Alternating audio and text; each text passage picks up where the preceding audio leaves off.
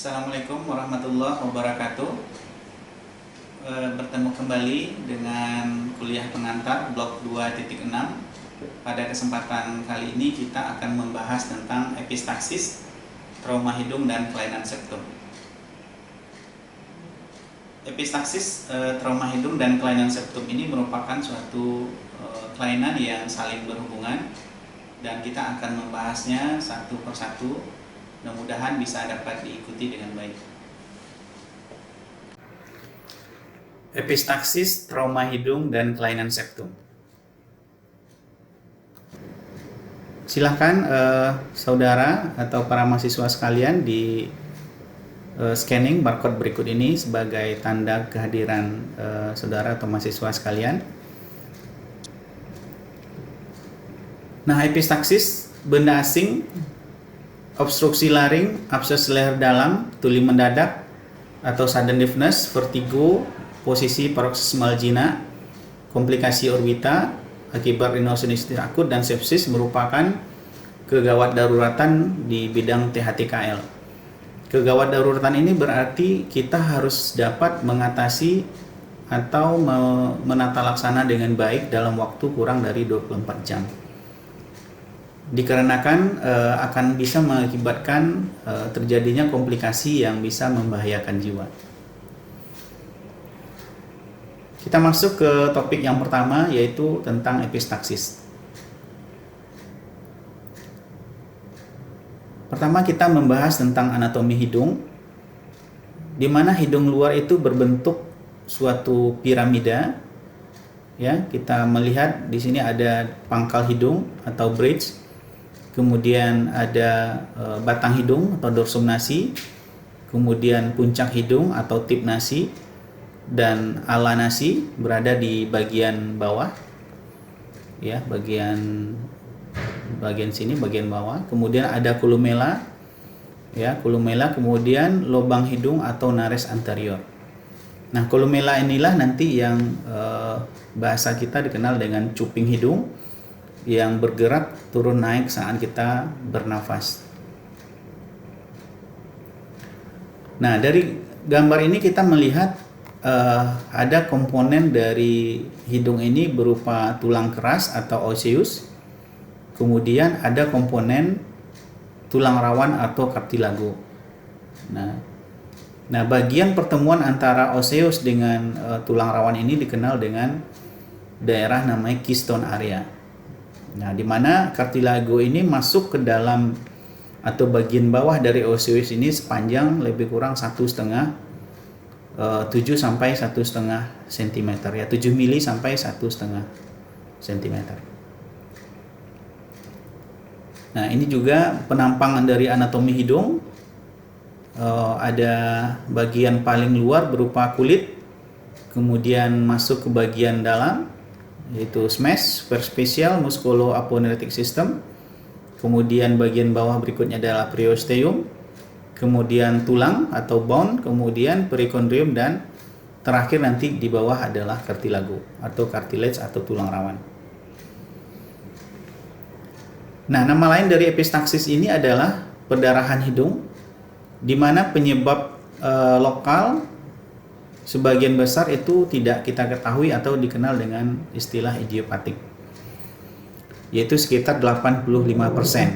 Nah, kemudian diakibatkan juga ada trauma di daerah hidung, kemudian bisa terjadi karena iritasi lingkungan, benda asing, kemudian bisa rhinolit atau kondisi di mana terdapat berupa benda asing biasanya yang telah berlangsung lama kemudian membatu, kemudian bisa disebabkan oleh infeksi dan tumor, serta iatrogenik atau tindakan dari kedokteran atau tindakan bedah atau operasi.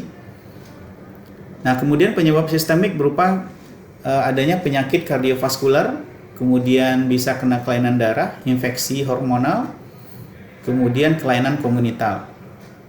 Nah, hormonal ini seperti pada gangguan yang terjadi akibat proses kehamilan. Nah, di mana orang-orang dengan atau wanita dengan kehamilan ini bisa meningkatkan faktor risiko terjadinya epistaksis. Nah, ini kita lihat penampang 3 dimensi. Kita lihat betapa banyak sekali vaskularisasi yang ada di daerah hidung, sehingga biasanya walaupun luka atau trauma di daerah hidung ini berupa luka yang kecil, tapi bisa menghasilkan epistaksis atau mimisan yang berat. Nah, ini yang dikibatkan dari anastomosis yang sangat banyak di daerah hidung ini, seperti yang kita lihat pada slide yang sudah bisa lihat. Sangat banyak sekali di daerah septum, kemudian di daerah nasofaring juga, ya, sehingga sekali lagi luka kecil mungkin di daerah hidung tapi bisa mengakibatkan suatu pendarahan yang cukup hebat. Nah, kita lihat sumber pendarahan dari hidung. Nah, di sumber pendarahan epistaksis ini dibagi dua. Ada yang dikenal dengan epistaksis anterior, yaitu berasal dari plexus Kieselbach, ya. Nah, di mana yang terutamanya adalah dari arteri ethmoid anterior. Nah, sifatnya lebih ringan dan dapat berhenti dengan sendiri atau spontan. Nah, sedangkan epistaksis posterior, nah ini biasanya terjadi akibat trauma di daerah arteri sphenopalatina, kemudian arteri ethmoid posterior. Nah, biasanya epistaksis jenis ini lebih hebat, kemudian mengalir ke nasofaring dan jarang berhenti sendiri atau spontan, sehingga seringkali membutuhkan tindakan untuk menghentikannya. Nah, ini kita lihat perdarahan di daerah septum nasi atau daerah septum kita, ya. Nah, di sini kita lihat ada namanya daerah Little's area, ya, atau yang dikenal juga dengan plexus Kieselbach. Nah, ini merupakan tadi sudah disampaikan anastomosis dari beberapa arteri yang berupa anyaman, sehingga sangat rawan sekali terjadi pendarahan yang cukup hebat jika mengenai trauma di daerah ini. Ya, jadi ada pendarahan berasal dari arteri anterior ethmoidal arteri, kemudian bisa dari juga dari percabangan dari arteri ethmoid posterior ethmoidal arteri, kemudian juga cabang dari arteri sphenopalatina dan cabang anterior dari arteri columella, ya. Jadi cabang dari arteri columella bagian septum. Kemudian kita lihat pendarahan dari dinding lateral hidung, di mana dia berasal dari beberapa pendarahan, ya, yang mencabanginya, yaitu dari arteri ethmoid anterior, arteri ethmoid posterior, juga cabang dari arteri sphenopalatina, ya, kemudian juga cabang dari arteri facialis, ya.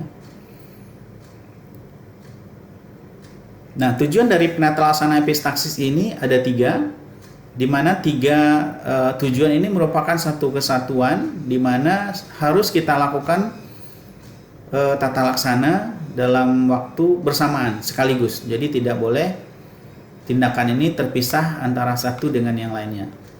Yaitu yang pertama menghentikan pendarahan, kemudian mencegah komplikasi, dan yang ketiga adalah mencari etiologi dari epistaksis. Jadi tindakan menghentikan pendarahan diikuti dengan mencari etiologi, dan itu merupakan sekaligus untuk mencegah komplikasi dari epistaksis.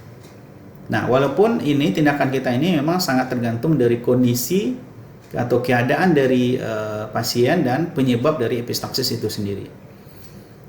Nah, dalam kondisi yang berat atau mengarah ke terjadinya shock atau pendarahan hebat, maka harus segera dilakukan pemasangan infus.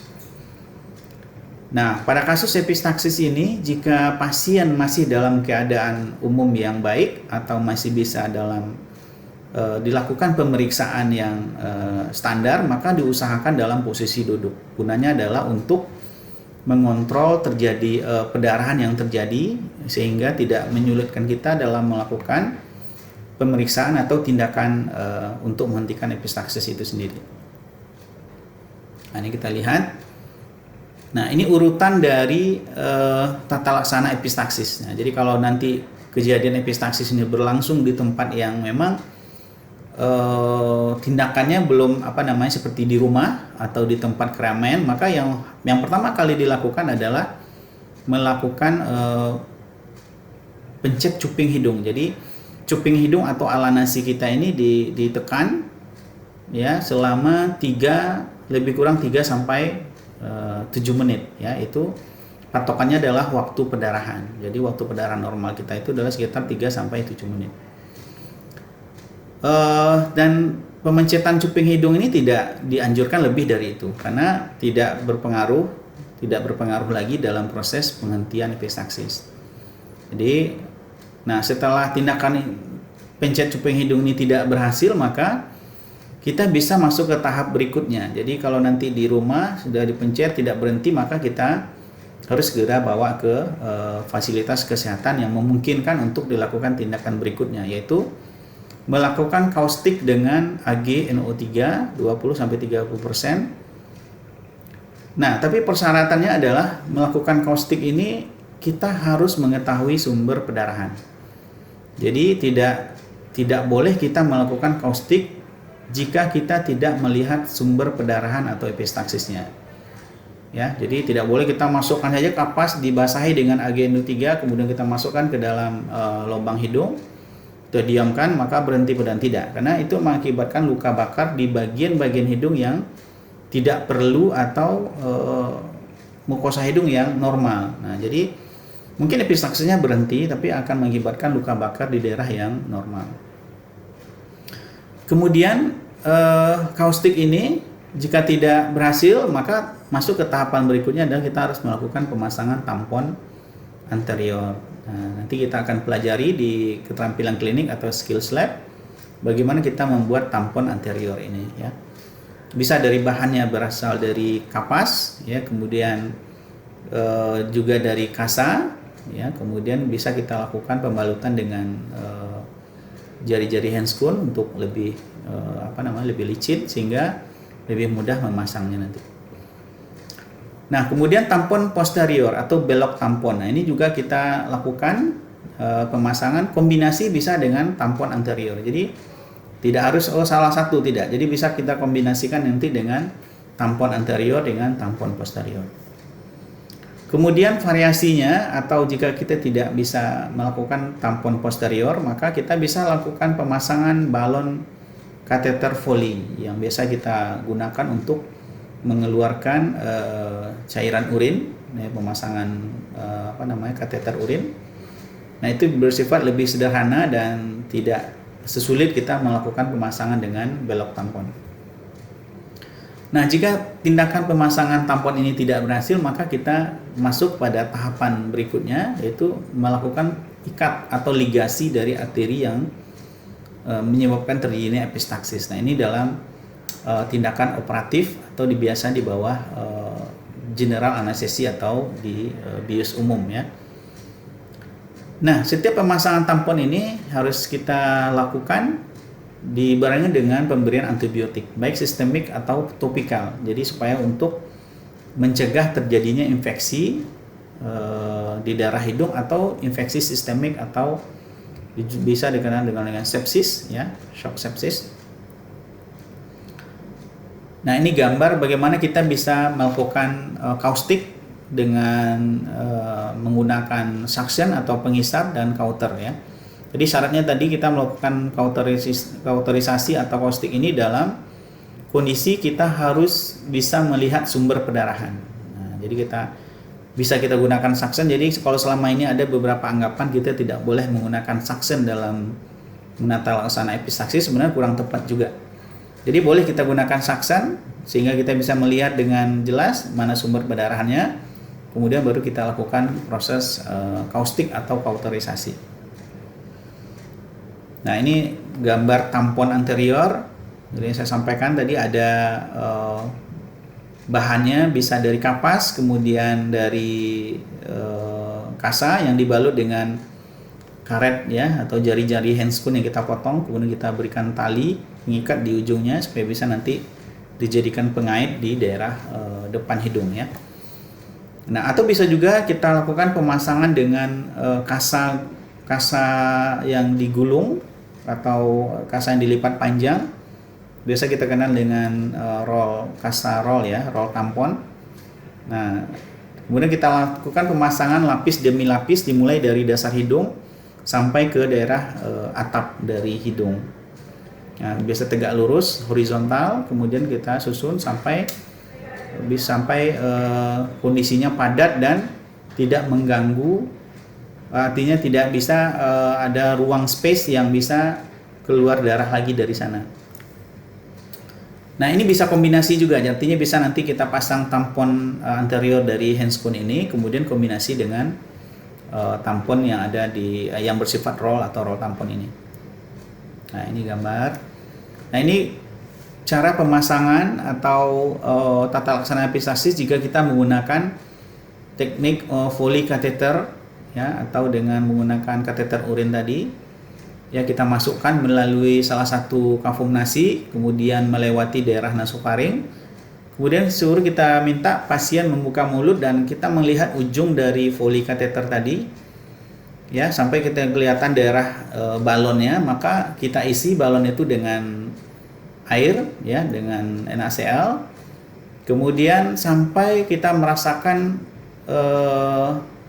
cukup untuk menahan ketika kita tarik, maka bisa kita isi balon kateter itu dengan NaCl sebanyak 5 sampai 7 cc mililiter air. Kemudian kita tarik, maka dia akan menekan di daerah nasofaring. Nah, ini kita harapkan bisa untuk menjadi penyebab epistaxis tadi, ya, cabang dari terutama dari cabang sphenopalatina tadi, sehingga dia menekan darah situ dan akan terjadi penghentian dari epistaxis.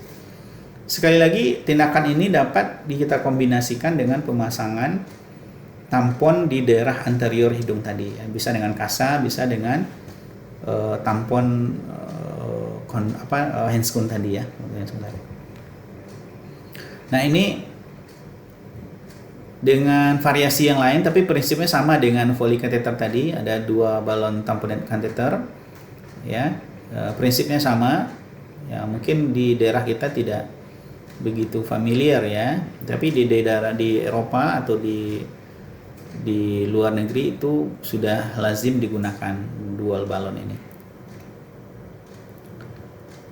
Nah, tampon posterior ini memang membutuhkan keahlian kita, ya, kecepatan juga dalam melakukan pemasangan tampon ini. Karena bisa kita bayangkan ketika pasien mengalami epistaxis yang sangat berat, ya, darah akan keluar dari lubang hidung, bisa dari mulut juga. Nah, kita diminta bisa melakukan pemasangan belok atau tampon posterior ini dalam waktu yang cepat. Nah, jadi belok tampon ini terdiri dari kasa, ya, berukuran lebih kurang 3 cm. Kemudian ada terdiri dari 3 buah tali yang akan nanti kita gunakan.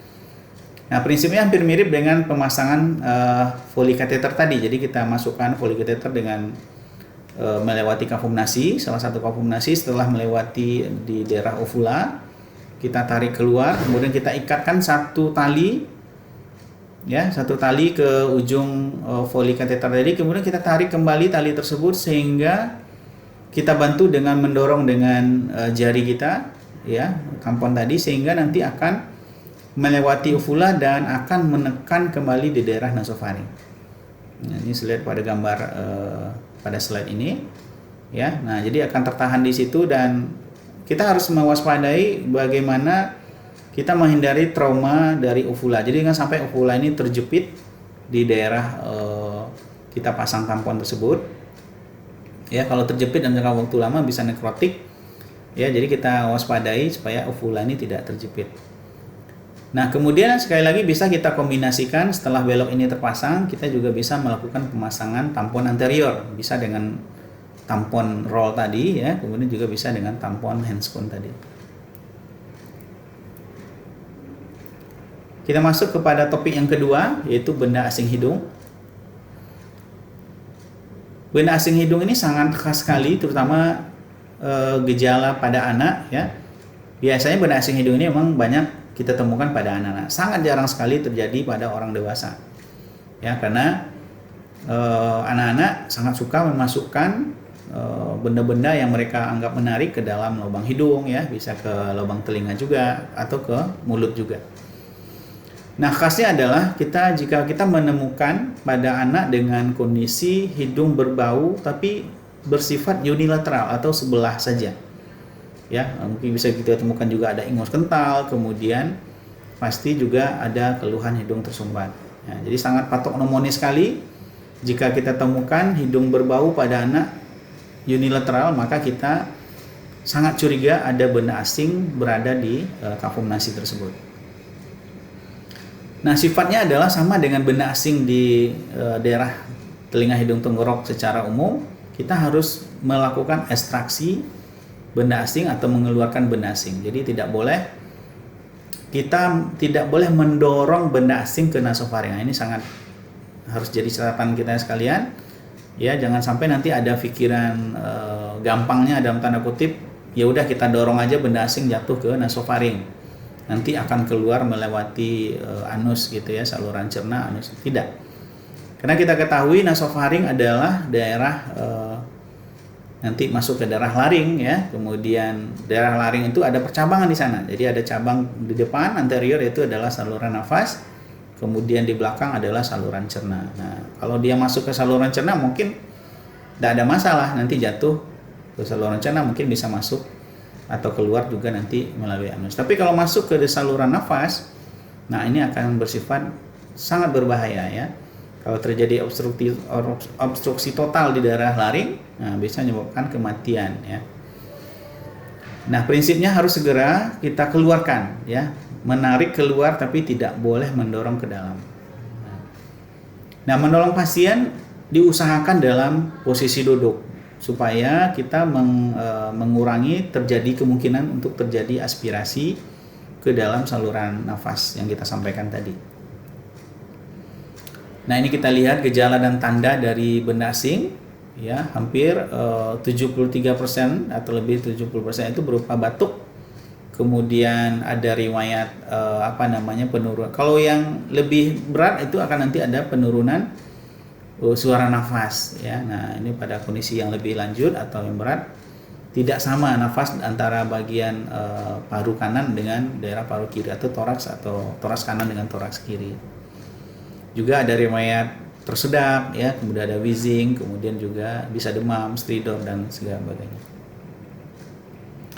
Nah, ini gambar bagaimana kita memposisikan anak dalam persiapan melakukan ekstraksi benda asing hidung. Nah, jadi bagaimana kita lihat kakinya dijepit dengan kaki orang tuanya, kemudian disilangkan, kemudian tangan kirinya memegang bagian badan anaknya dan tangan kanan orang tua memegang bagian kepala. Kalau perlu untuk anak-anak yang berada atau berusia di bawah 5 tahun bisa kita lakukan kalau istilah kitanya dibedung ya, dibedung. Tapi sekali lagi ini catatan untuk anak berada atau berusia di bawah 5 tahun ya. Kalau di atas 5 tahun tidak efektif lagi kalau dibedung ya, karena sudah sangat kuat. Kita masuk ke topik berikutnya, trauma hidung.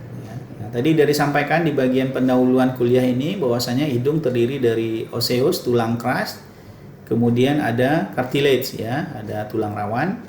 Ini mesti kita lihat di sini ya. Juga ada daerah keystone area di daerah pertemuan antara osseous dengan cartilage ya, yang ada di batang hidung, bridge di bagian tengah ya. Nah, tulang rawan hidung atau cartilago hidung ini terdiri dari sepasang cartilago nasalis lateral superior ya, kemudian ada sepasang cartilago nasalis lateral inferior atau ala mayor. Nah, di sini kita lihat. Kemudian beberapa pasang cartilago ala minor dan tepi anterior dari cartilago septum. Nah, nanti bisa kita lihat di slide yang sedang kita tampilkan. Nah, ini variasi dari pendarahan hidung luar ya. Jadi ada beberapa kondisi anatomi dari hidung, dari vaskularisasi hidung yang bervariasi ya, dan itu masih batas normal, artinya tidak sama ya, masing-masing kita kadang-kadang berbeda. Nah, ini kita lihat cabang utamanya itu berasal dari arteri facialis, kemudian bercabang dua di sekitar daerah sudut bibir kita, di angulus bibir, Nah, itu bercabang ke atas itu menjadi arteri angularis. Kemudian dari bagian bawahnya menjadi arteri labialis superior. Nah, arteri labialis superior ini akan masuk ke daerah septum atau daerah dinding lateral melalui cabang kolumelar dari arteri labialis superior. Ya, kemudian arteri angularis ini juga nanti akan naik ke bagian ala nasi, ya, kemudian akan bercabang dua, ya, masuk ke bagian atas menjadi arteri nasalis lateralis, kemudian ke bagian atas nanti akan bergabung menjadi arteri di bagian dahi, ya, arteri trochlearis. Itu akan terjadi anastomosis di situ. Kita harus mengetahui letak-letak arteri ini dalam salah satunya dalam upaya ketika kita melakukan operasi, kita bisa melakukan infiltrasi, obat bius segala macam di bagian titik-titik ini sehingga nanti bisa mengurangi terjadi perdarahan di dalam selama intraoperasi, ya. Nah, salah satu gunanya untuk mengetahui letak-letak dari arteri ini. Nah, ini muskuloskeletal atau otot-otot yang membentuk dari daerah hidung. Otot-otot hidung ini mungkin tidak begitu sedikit berbeda dengan muskuloskeletal di bagian tubuh yang lain, di mana hampir seluruh otot yang berada di daerah kepala dan leher ini tidak bersifat sedinamis otot yang ada di bagian tubuh yang lain, ya, seperti tangan, kaki. Ya, mungkin yang agak sedikit dinamis adalah otot-otot yang berkaitan dengan proses mengunyah, terutama di daerah rahang, ya, di daerah pipi, maka itu mungkin bersifat lebih dinamis. Untuk daerah hidung, ya, kita mengatakan hampir tidak ada yang bisa menggerakkan hidung, ya. Jadi otot-otot hidung ini bersifat, dan dia juga sangat tipis, ya, tidak tebal. Nah, ini ada beberapa otot yang membentuk daerah hidung, kemudian juga terjadi anastomosis juga bergabungan dengan otot-otot di daerah mata, ya, daerah dahi juga. Nah, trauma hidung ini dapat mengenai bagian kulit, kemudian jaringan subkutis di bawahnya, kemudian juga bisa mengenai bagian dari kartilago hidung, kemudian kongka, ya, atau turbinate, ya, kemudian bisa daerah septum, juga bisa mengenai os maksila. Nah, trauma hidung ini kalau dilihat dari waktunya, kalau dia terjadi dalam waktu kurang dari 2 minggu, maka belum terbentuk kalus atau proses penyambungan, ya, penyambungan tulang. Tapi kalau lebih dari 2 minggu, maka biasanya kalau fraktur atau mengenai tulang keras itu sudah membentuk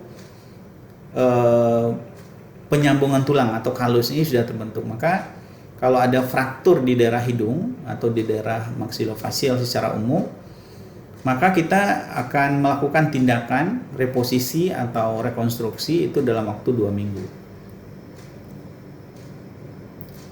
Nah, kalau dilihat dengan hubungan dengan dunia luar, maka kalau terjadi trauma terbuka ini artinya ada luka robek di daerah kulit, kemudian ada expose di daerah yang berada di bawahnya seperti tulang, soft tissue trauma, maka ini bersifat emergensi yang harus kita lakukan tata laksana sesegera mungkin, ya. Gunanya adalah supaya mencegah terjadinya infeksi, ya, daerah-daerah bawah di bawah kulit. Kita ketahui kalau infeksi daerah otot atau daerah tulang itu akan mengakibatkan kondisi yang lebih berat, ya, seperti terjadi osteomyelitis, ya. Nah, itu suatu kondisi yang cukup berbahaya. Nah, kemudian dari arah trauma kita mengenal nanti ada fraktur yang dari arahnya dari lateral, ya, dari samping, kemudian dari frontal, ya. Jadi bisa kita melihat nanti kalau ada trauma di daerah hidung, kemudian kita melihat hidungnya bengkok ke kiri atau ke kanan, nah, maka kita bisa ini dari arah traumanya dari samping, ya. Kalau hidungnya jadi lebih jadi lebih pesek atau penyet, maka itu bisa kita ketahui mungkin daerah trauma itu dari daerah frontal, ya. Nah, kemudian dari lokasi kita mengetahui bisa mengenai daerah dorsum nasi, bisa mengenai daerah frontal ethmoid atau intercanthus. Nah, ini macam-macam atau klasifikasi dari fraktur os nasal, mulai dari yang unilateral, mulai simple ya, dari yang sederhana sampai ke yang cumulative. Nah, green stick ini khas untuk fraktur daerah hidung pada usia muda, remaja, anak-anak ya, green stick atau fraktur kayu ya, atau pohon muda ya, bersifat, kita ketahui kalau kayu atau pohon muda itu patah, dia tidak langsung patah tapi ada serabut-serabutnya ya. Green stick fracture khas untuk anak-anak dan remaja. Nah, dari gambaran klinis kita mencurigai fraktur jika terjadi edema. Kita menemukan edema, kemudian hematom, ada laserasi daerah trauma tersebut. Bisa terdapat epistaksis, kemudian deformitas atau kelainan bentuk. Juga bisa kita temukan krepitasi. Nah, krepitasi itu seperti gambaran udara di bawah kulit ya, atau ada juga bilang seperti gambaran pasir di bawah kulit. Jadi kalau kita tekan kulitnya seperti ada sensasi udara di bawah kulit. Nah, itu kalau hal ini terdapat di daerah bekas trauma, di daerah wajah, maka kita mencurigai ada fraktur di daerah hidung ya, atau daerah maksilofacial. Nah, pemeriksaan penunjang radiologi sebenarnya bukan suatu prosedur standar yang biasa kita lakukan, lebih ke aspek mediko-legal. Jadi kalau ada kejadian yang bersifat berkaitan dengan hukum ya, kemudian seperti kecelakaan, kemudian ada kekerasan, perkelahian segala macam, nah itu mungkin perlu kita lakukan ronsen os nasal, apilateral, kemudian kita melihat untuk memastikan diagnosis klinis kita. Tapi kalau tidak ada, maka sebenarnya cukup dengan pemeriksaan atau dari diagnosis dari gambaran klinis. Nah ini ya, jadi pemeriksaan klinis ditambah dengan penunjang radiologi jika ada indikasi ya. Nah, untuk trauma hidung, tindakan penyelamatan atau life savingnya tetap kita bebaskan jalan nafas, terutama dari sumbatan darah ya. Kalau perlu kita tracheostomi ya. Jika perdarahan banyak menjurus ke terjadinya shock, maka kita harus lakukan pemasangan infus atau transfusi. Kemudian tujuan yang kedua mempertahankan fungsi hidung. Nah, jadi kalau tadi sudah disampaikan fraktur, jika terjadi fraktur maka kita harus melakukan reposisi, fiksasi internal dan eksternal itu dalam waktu kurang dari 2 minggu. Dimana kalau lebih dari 2 minggu sudah terbentuk halus maka lebih sulit. Ya, jika terjadi kondisi seperti ini bisa kita lakukan rekonstruksi tapi bersifat lebih sulit ya.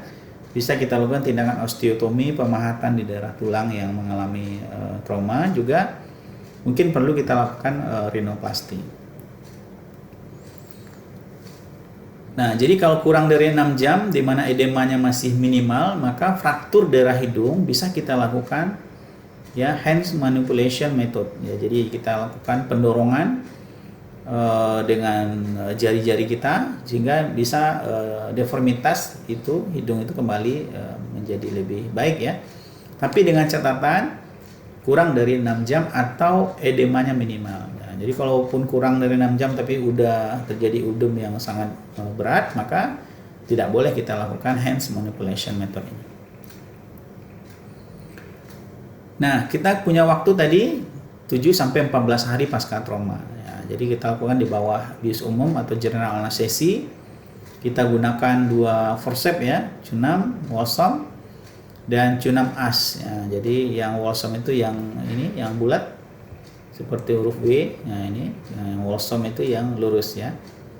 Nah, kemudian kita lakukan refraktorisasi, reposisi, kemudian fiksasi ya dengan menggunakan gips ya selama 7-10 hari. Nah, jadi setelah reposisi kita pasang gips selama 7-10 hari. Nah, ini kondisi di mana kalau terjadi delay complication atau lebih dari 2 minggu, maka kita perlu melakukan open reduksi atau reduksi terbuka ya, bisa kita lakukan osteotomi tadi ya, kemudian kita lakukan rinoplasti, open approach dari luar ya, kalau tadi istilahnya close reduksi dari dalam saja. Nah, ini perlu kita buka. Open reduksi itu artinya kita melukai atau masuk melalui daerah kulit yang kita lukai ya. Biasanya itu kita buat insisi di daerah kulumelar. Nah, komplikasi segera atau early complication yang bisa kita temukan bisa terjadi edema, ekimosis, epistaxis, kemudian terjadi hematom septum. Nah, jadi cara mengetahui ada hematom septum ini bisa kita lakukan dengan palpasi menggunakan cotton aplikator. Jadi kalau ada trauma hidung, kalau nanti kita membedakan ini hematom septum atau kongka, sebenarnya kita palpasi dengan cotton aplikator. Kalau kita masih ragu juga, kita bisa lakukan aspirasi dengan menggunakan spade kecil ya, 1 cc atau 2,5 cc. Kalau ada darah di dalam spade itu, maka itu merupakan hematom septum. Itu kita evakuasi segera, karena nanti kalau lama-lama kita biarkan, maka akan terjadi nekrosis tulang rawan, dan itu akan berakibat terjadinya saddle nose. Sedangkan late komplikasi atau komplikasi lambat bisa terjadi obstruksi hidung, sumbatan hidung yang berlangsung lama, kemudian fibrosis, sinekia atau terjadi penempelan antara daerah lateral dengan medial hidung, kemudian perforasi septum, jadi septumnya jadi ada penghubung antara kafum nasi kanan dan kiri, kemudian saddle nose, ya saddle nose itu kondisi di mana bridge hidung ini jadi turun ya, jadi hidungnya itu lebih kalau kita istilahnya lebih pesek ya, lebih turun. Kemudian juga terjadi gangguan dari saluran air mata ya, jadi obstruksi ductus nasolacrimalis, terjadi epifora di mana pasiennya mengeluh air mata yang selalu keluar. Nah, itu bisa nanti kita lakukan tindakan joint operasi persigabung antara bagian telinga hidung tenggorok THT dengan mata ya, dikenal dengan tindakan dacryocystorhinotomy atau DCR. Nah, ini contoh-contoh kasus. Ini pada usia remaja 16 tahun, saddle nose sudah berlangsung lama ya. Dari CT scan-nya kita lihat ada fraktur daerah hidung. Kemudian kita lakukan rinoplasti dan augmentasi dengan tulang rawan iga. Nah, kita lihat fungsinya juga lebih baik dan estetikanya juga lebih baik. Nah, ini kasus yang kedua, kita lihat laki-laki ada fraktur di daerah frontal, kemudian daerah maksilaris kiri dan kanan. Ya, kemudian kita lihat ada gambaran hematosinus di daerah sinus maksila. Ya, kita lihat kekhasan trauma maksilofacial, tidak ada luka terbuka. Kita lihat di sini cuma laserasi di daerah dagu ya. Nah, tapi kita lihat bagaimana tulang di dalam wajahnya itu ya banyak terjadi fraktur.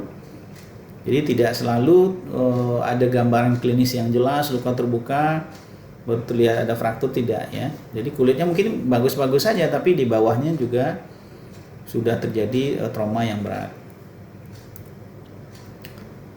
Kembali masuk ke kelainan septum.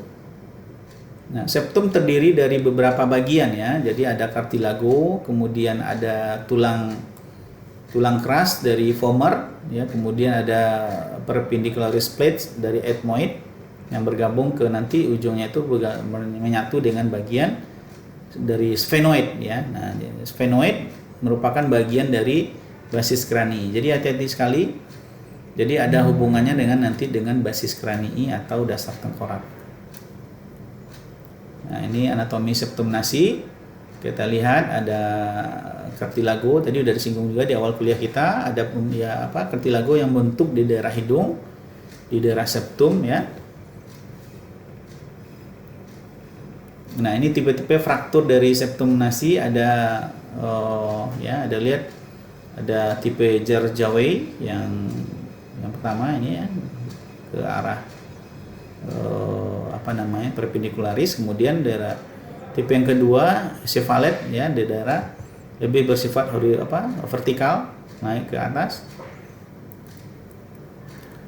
Nah, ini deviasi septum ya, macam-macam deviasi septum. Ada yang dislokasi, ada yang C-shape, ada yang S-shape, kemudian ada spur, ada penebalan di daerah septum. Nah, ini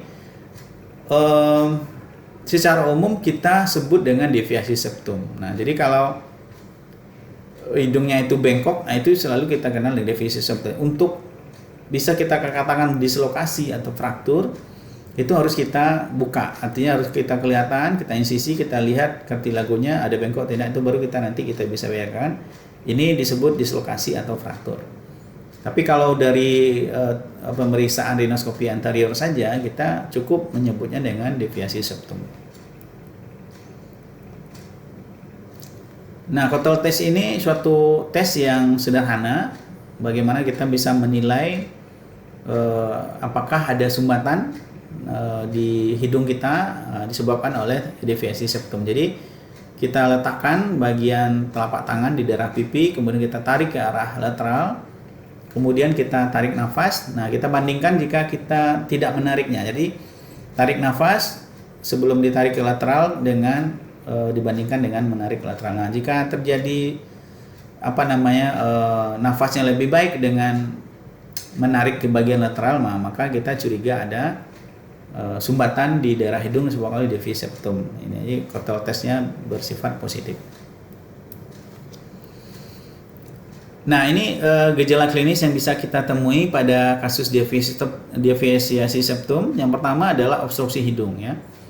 Kemudian rhinogenic headache atau sakit kepala yang berlangsung lama. Jadi kalau ada kasus-kasus dengan rhinogenic migraine yang berlangsung lama, maka mungkin perlu kita lakukan pemeriksaan septumnya, apakah ada deviasi atau tidak. Nah, kemudian juga dalam jangka waktu yang lama bisa terjadi sinusitis, kemudian bisa epistaxis juga, kemudian anosmia, ya, kemudian juga gangguan deformitas bagian luar, dan juga bisa terjadi infeksi dari telinga tengah, ya.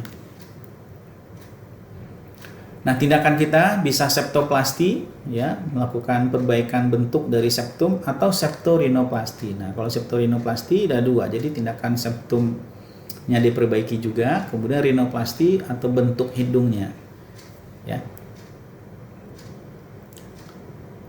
Nah, berikut kontraindikasi dilakukan septoplasti. Sebenarnya untuk di bawah usia 17 tahun tidak mutlak dilarang, ya, tapi mengingat masih ada proses pertumbuhan di bawah usia 17 tahun, maka kita harus berhati-hati.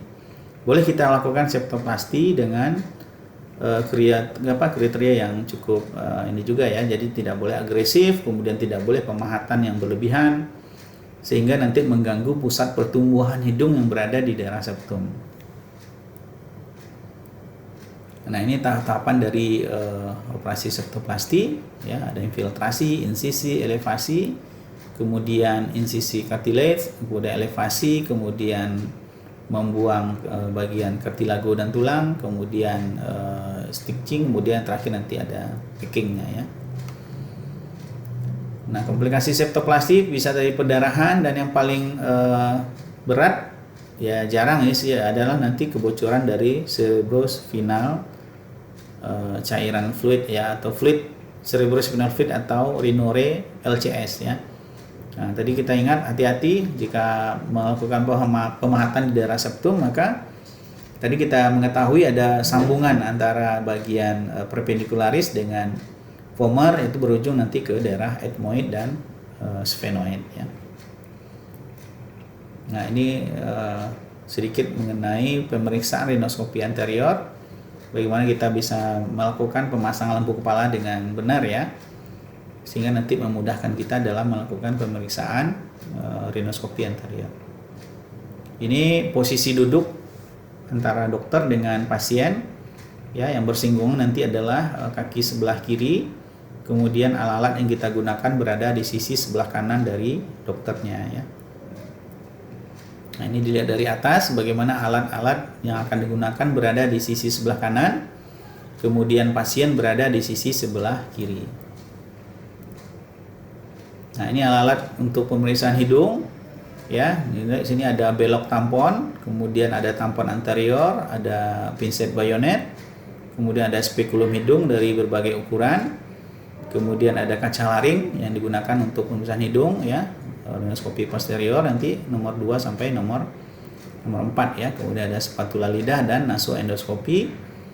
Kemudian ada pemanas, ya, untuk digunakan nanti di rinoskopi posterior. Nah, ini rinoskopi anterior bagaimana memegang dari spekulum, ya. Jadi jangan sampai terbalik, ya. Jadi kalau megang spekulum, telapak tangan menghadap ke atas, sedangkan bagian hidung dari spekulum hidung itu menghadap ke bawah. Jadi berlawanan, sehingga nanti kita melakukan memegang spekulum itu dengan posisi yang benar. Jangan sampai terbalik nanti, ya, nanti akan menyulitkan kita dalam melakukan pemeriksaan rhinoskopi anterior. Nah, memasukkan spekulum ke dalam lubang hidung juga hati-hati, dimasukkan dalam keadaan sedikit masukkan dalam keadaan tertutup, kemudian dikeluarkan dalam keadaan sedikit terbuka. Ya, jangan tertutup, nanti akan mengakibatkan terjepitnya dari fibrise atau bulu-bulu hidung. Ya. Nah, yang dinilai nanti di rhinoskopi anterior ini adalah kavum-nasi, lapang, sempit, ya. Kemudian apakah ada sekret bersifat serus, mukos atau purulen. Kemudian ini juga kongka inferior, kongka media. Ukurannya bagaimana? Eutrofi, atrofi, hipertrofi atau edema. Ya, kemudian daerah septum nasi, apakah ada deviasi? Kemudian jenisnya apa? Kalau ada deviasi, jenisnya bagaimana? Kemudian apakah ada massa? Nah, nanti kalau ada massa deskripsikan apakah mudah berdarah, kemudian warnanya bagaimana, ya. Apakah juga bisa ditemukan jaringan nekrotik atau tidak. Nah, untuk memeriksa spekulum dengan spekulum nasi ini, ya, memegangnya dengan satu tangan, dengan tangan kiri, baik untuk pemeriksaan kavum nasi kanan maupun pemeriksaan kavum nasi kiri. Jadi tidak perlu pindah, ya, pindah tangan memegang spekulum. Cukup dengan tangan kiri untuk kavum nasi kanan dan kavum nasi kiri. Nah, rhinoskopi posterior kita gunakan kaca nomor 2 sampai nomor 4, ya. Di kaca sebelumnya dipanaskan supaya tidak mengembun, tidak buram oleh nafas pasien. Kemudian lidah ditekan dengan spatula lidah. Kemudian kaca dimasukkan ke bagian uvula dengan arah kaca ke atas, dan pasien diminta bernafas melalui hidung, tetap melalui hidung. Nah, ini kan, ya. Jadi kaca tidak boleh menyentuh dinding posterior faring, karena nanti kalau tersentuh bagian itu akan mengakibatkan rangsangan refleks muntah, dan sinar lampu diarahkan ke bagian tenggorok. Nah, kita lihat nanti di daerah nasofaring, ya, mungkin tidak semuanya bisa kita, untuk yang pemula atau yang baru-baru latihan mungkin tidak begitu bisa melihat secara jelas semua bagian, tapi yang sangat diharapkan nanti adalah bisa melihat bagian koana, ya, bagian belakang dari lubang hidung atau nares posterior, sudah bisa mengidentifikasi ada massa segala macam di sana, itu sudah sangat baik. Nah, ini menguji aliran udara melalui hidung dengan tang spatel atau spatula lidah. Nah, ini sedikit keterampilan bagaimana membuat tampon hidung. Ya, tadi sudah disampaikan di bagian awal kuliah kita. Bisa dibuat dari bahan kapas dengan ukuran sekitar 5 kali 7 cm, ya, panjangnya. Itu sesuai dengan panjang kavum nasi kita, sekitar 5 sampai 7 cm. Kemudian dijepit dengan kapas, bagian kapas ini dijepit dengan pinset bayonet. Kemudian digulung, ya, kemudian setelah padat kita masukkan ke dalam handscoon, ya, jari-jari handscoon yang sudah dipotong kita masukkan, kemudian kita beri tali pengikat di bagian ujung. Mungkin nanti akan bisa kita praktekkan di skills lab atau keterampilan klinis bagaimana membuat tampon hidung, ya. Nah, ini video pemeriksaan hidung. Kita lihat pemeriksaan hidung luar, ya. Dia lihat mungkin tidak perlu kita gunakan lampu kepala kalau ruangannya cukup terang, ya. Nah, ini membuka lubang hidung tanpa spekulum, kita lihat, ya, kavum nasi kanan atau kavum nasi kiri.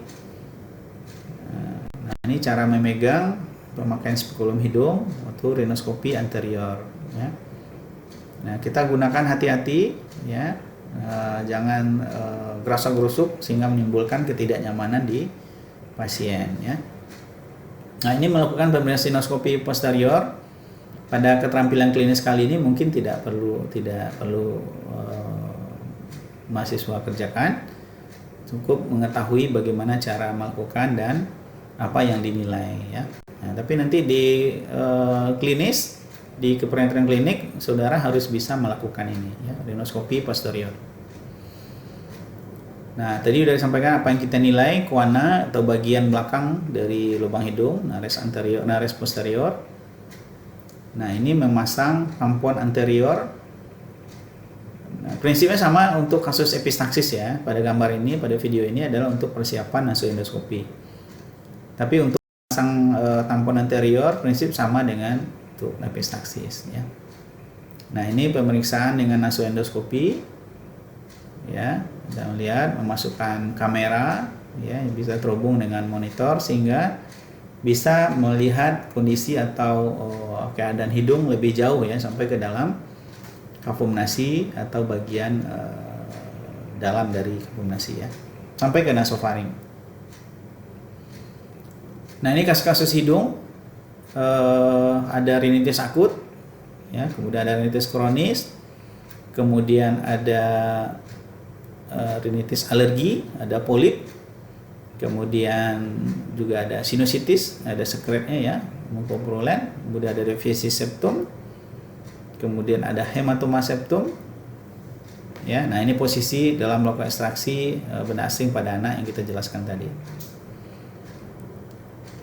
Ya, mungkin itu kuliah kita pada kesempatan kali ini tentang trauma hidung, juga kelainan epistaksis dan kelainan septum.